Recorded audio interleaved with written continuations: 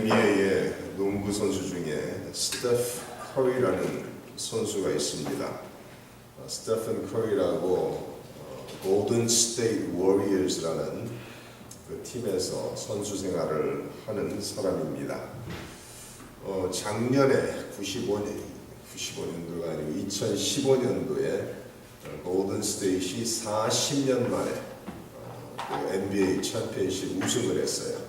75년도에 골든 스테이트 워리어스가 우승을 한 후에 40년 만에 두 번째 우승을 하면서 스테프 커리라는 그 선수가 작년에 최우수 선수로 선정이 됐어요. Most Valuable Player로 선정이 됐습니다.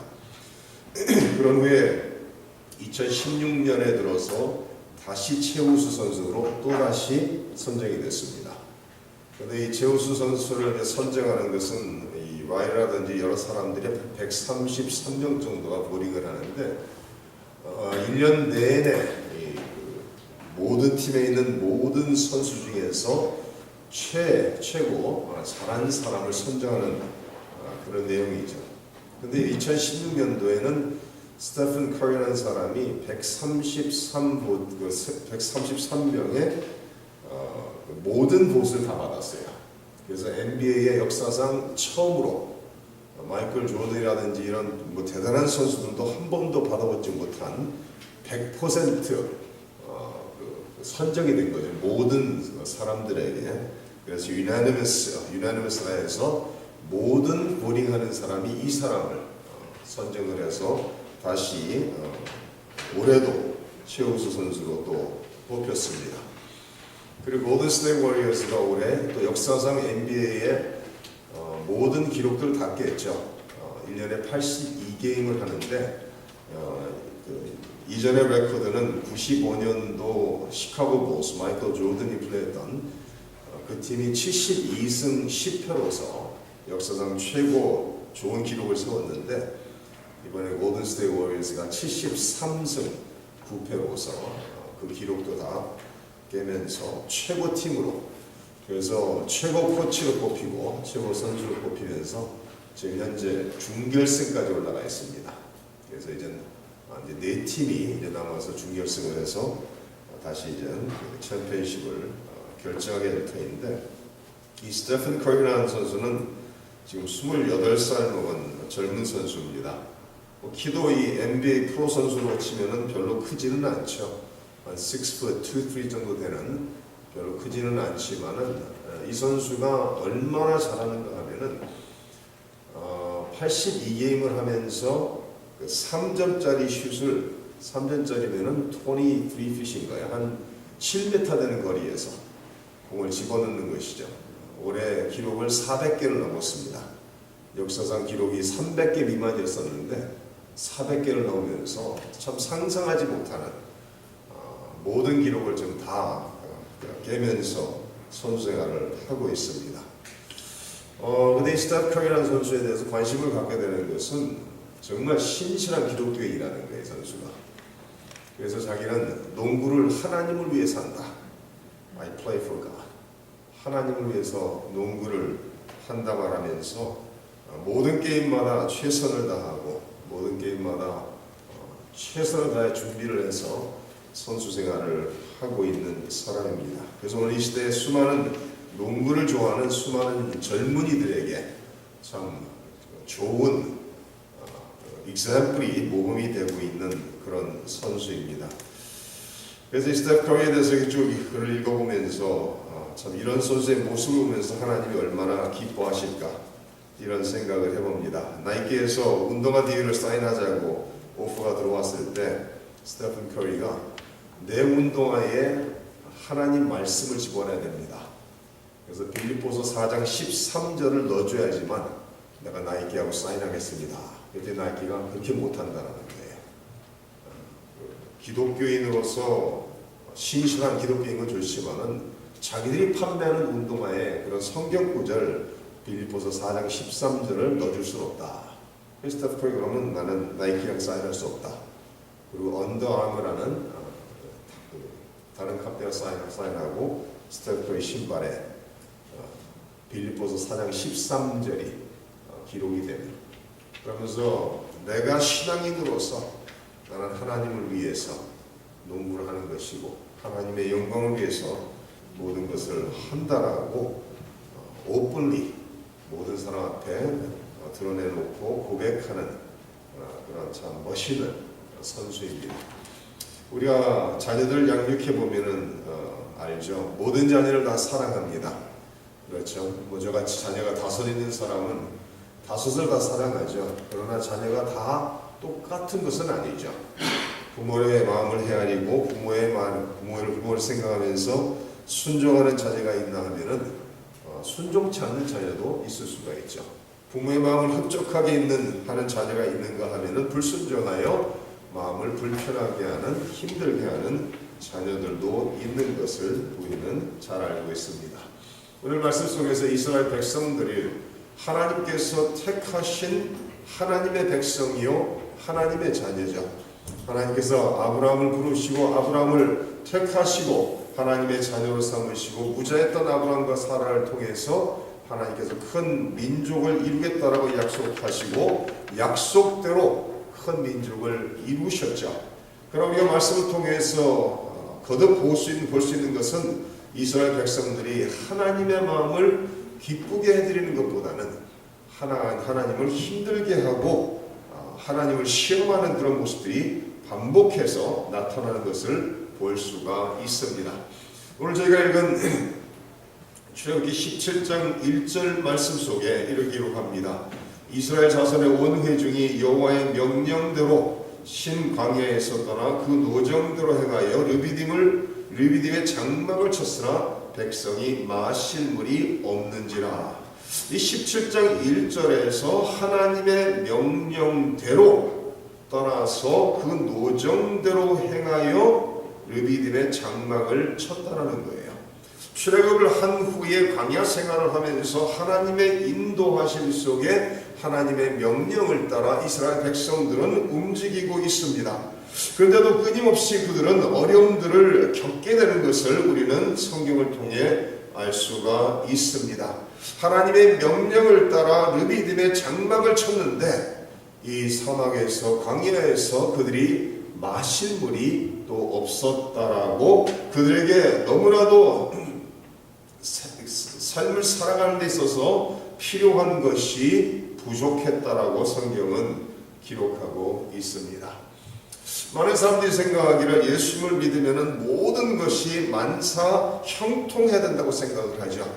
오늘 이 시대에 그렇게 생각하고 우리 가르치는 사람도 참 많습니다. 그러나 우리가 인생을 살아가면서 예수님을 잘 믿고 신실하게 믿었더니 어려움이 전혀 없었다라고 고백할 수 있는 사람은 아무도 없을 거예요. 그러나 차이점은 무엇이죠? 어려움이 있다 할지라도 그 어려움보다 더 위대하시고 더 크신 하나님이 나와 함께 하신다라는 것이죠.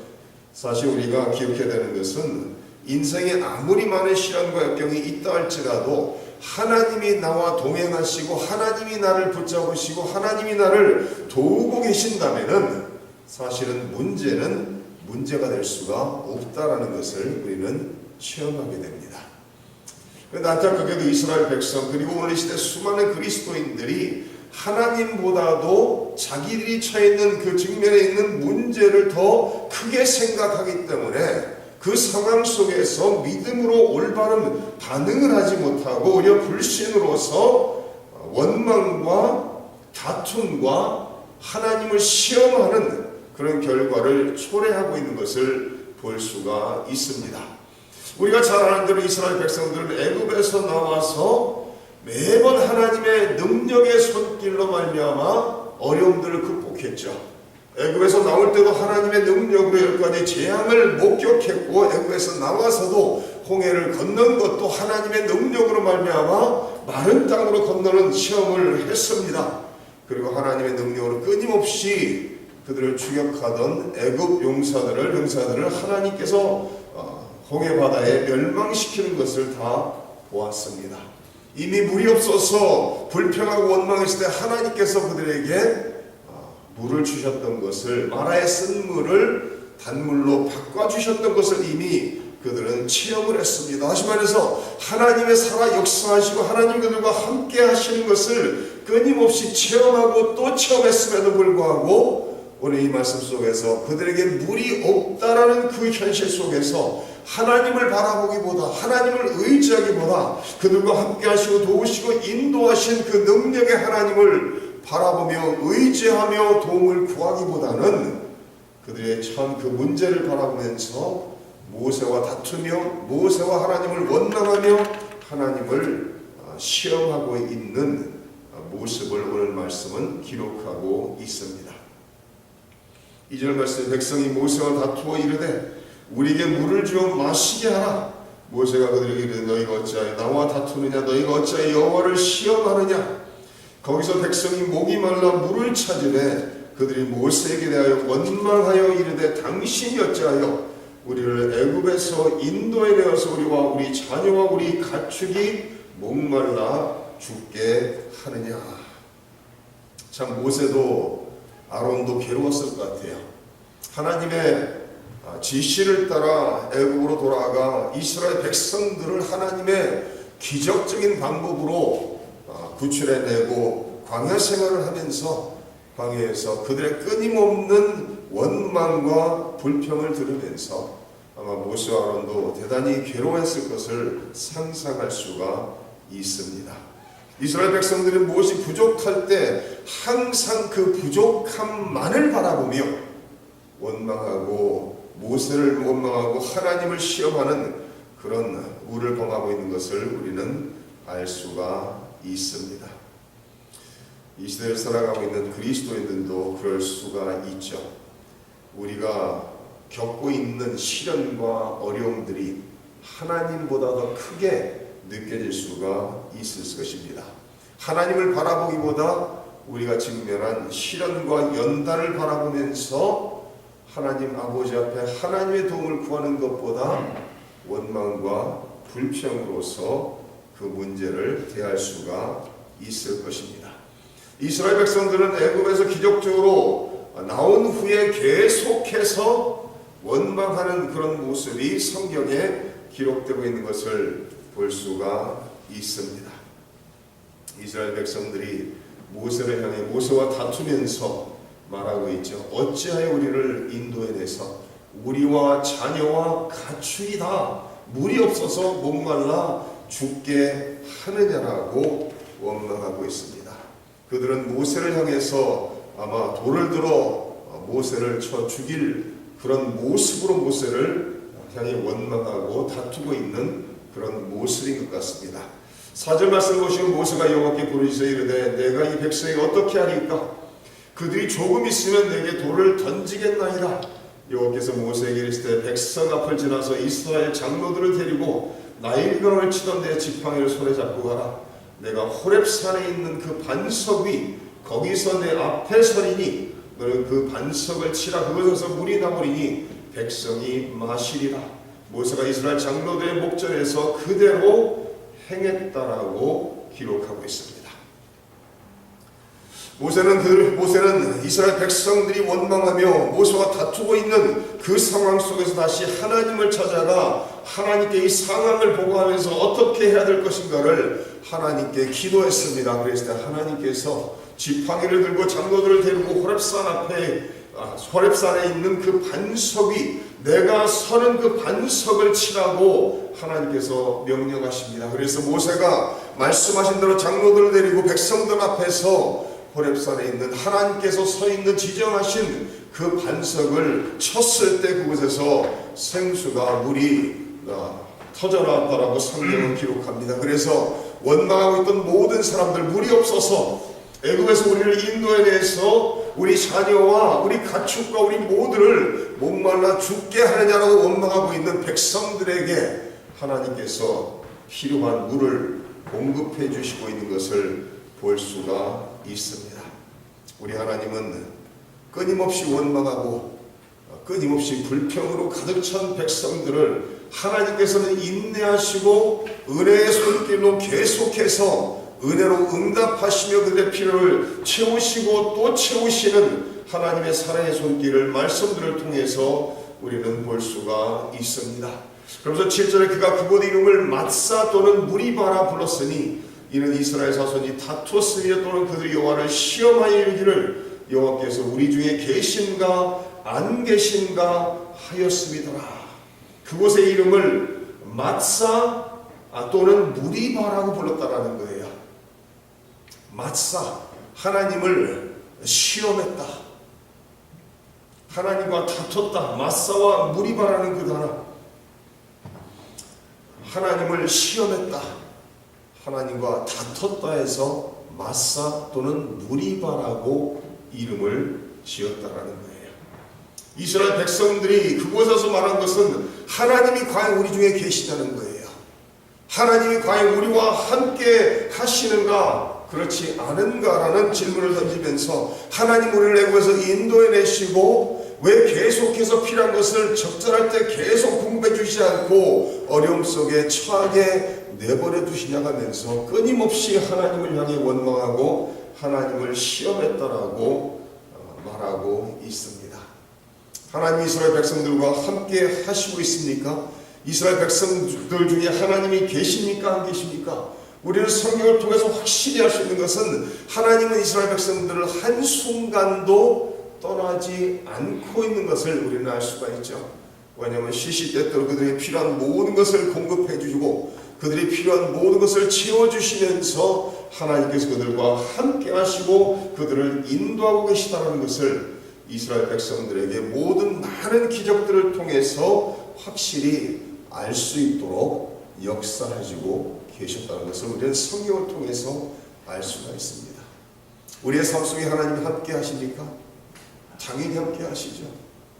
우리가 어려움을 겪을 때 하나님이 나와 함께 하시는가? 하나님이 내 기도를 들으시는가? 하나님이 나를 도우실 것인가? 이런 생각을 가지고 이런 질문을 던질 수 있지만 우리가 기억해야 되는 것은 이스라엘 백성들과 항상 함께 하시고 졸지도 주무시도 않으시는 하나님께서 그들을 도우시고 인도하셨던 것처럼 우리의 삶도 하나님께서 우리가 죄인 되었을 때 우리를 찾아오시고 만나주시고 우리를 부르시고 우리를 의롭다 하시고 우리를 영광에 이르도록 하나님께서 계속해서 인도하실 것이라고 성경은 약속하시고 있습니다. 어려움을 통해서 어려움 속에 처했을 때 우리는 하나님의 사랑의 역사하시는 손길을 체험하게 될 것입니다.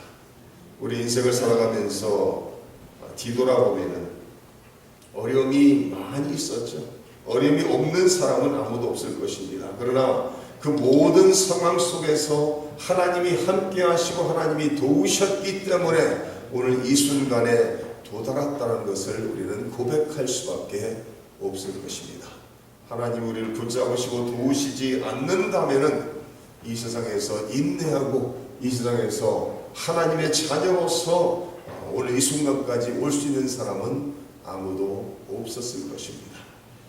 광야에서 이스라엘 백성들 수백만이 되는 이스라엘 백성들을 먹이시고 돌보신 그 하나님께서 이스라엘 백성들이 끊임없이 거듭 원망하고 모세와 하나님과 다투며 시험한다 할지라도 하나님은 하나님의 사랑으로 그들을 택하셨기에 계속해서 그들의 필요를 채우시고 계속해서 하나님의 사랑의 손길로 인도하고 계신다는 거예요. 이스라엘 백성들을 사랑의 손길로 인도하신 그 하나님께서 저와 성도님들의 삶도 사랑의 손길로 계속 붙잡으시고 인도하셔서 결국은 하나님의 영광에 이르는 그날까지 하나님께서 도우시고 인도하실 것을 믿으시며 오늘 하루도 하나님 안에서 우리가 직면한 모든 문제보다 더 위대하신 그 하나님이 나와 함께 하시고 그 하나님 아버지가 나를 사랑하시며 도우시고 계시다는 것을 기억하면서 어려움 속에 원망과 불평이 아닌 하나님을 향한 믿음으로써 하나님을 바라보며 의지하며 기도하며 하나님의 도움을 구하면서 승리하시는 성도님들 되시기를 주님의 이름으로 축원합니다. 아멘.